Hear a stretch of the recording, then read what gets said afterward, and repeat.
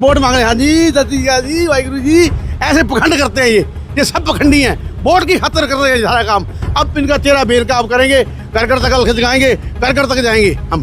पंजाब में इलेक्शन है, ठीक है, तो कांग्रेस पूरा सपना देख रही है सरकार बनाने के लिए। मेरे क्यों नहीं लगता जैसे कांग्रेस के अंदर ऐसे लीडर हैं तो कांग्रेस दोबारा सत्ता में आ पाएगी।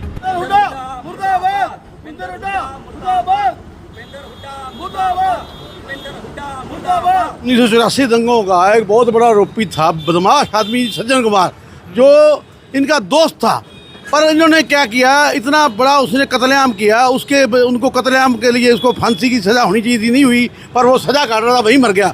पर हुड्डा साहब ने प्रेस कॉन्फ्रेंस चलती में कहा, हो मेरे तो दोस्त थे, और उसका बेटा बता रहा था दीपेंद्र हुड्डा भी मेरे मॉडल थे।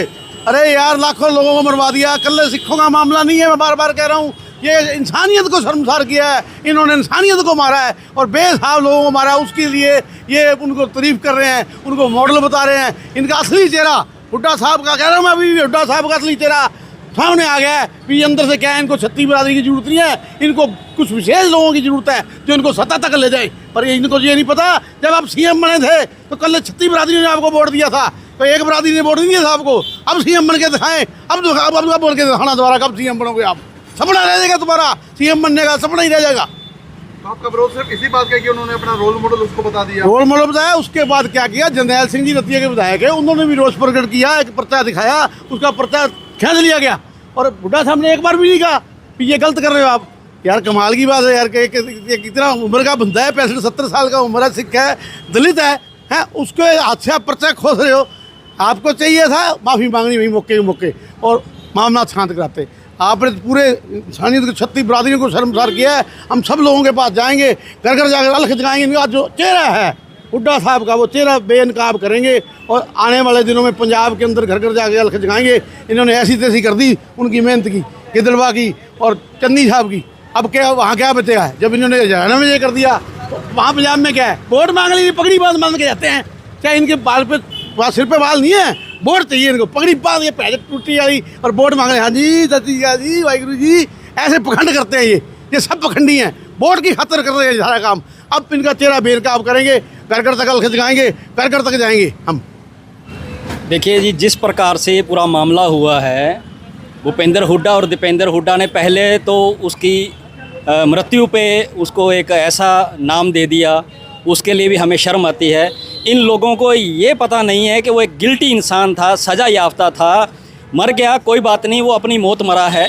लेकिन कल जो विधानसभा के अंदर रतिया के विधायक जरनैल सिंह ने इनके द्वारा जो बोले गए शब्द थे 1984 के सिखों के बारे में, उसने सिर्फ अपना एक विरोध प्रदर्शन किया वहाँ कि ये पेओ पुत्र वहाँ माफ़ी मांगे। लेकिन इन्हीं के समर्थक विधायक इंदु राज नरवाल ने विधायक जरनैल सिंह के हाथों से वो पर्चा छीन कर हवा में उछाल दिया।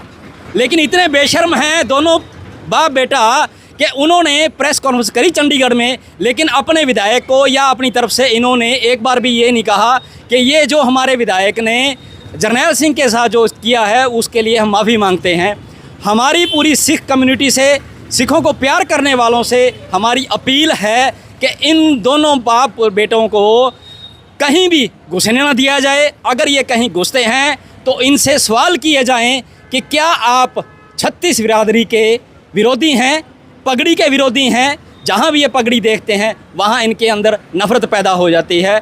हम एक ही मांग करते हैं पूरी कम्युनिटी से, सिख कम्युनिटी से, सिखों से प्यार करने वालों से, जहाँ भी ये जाएं उनसे इन सवाल किया जाए। पहली बात तो इनको घुसने ना दिया जाए, फिर मान सम्मान ना दिया जाए। अगर सब कुछ हो जाता है तो इनसे सवाल किए जाएं।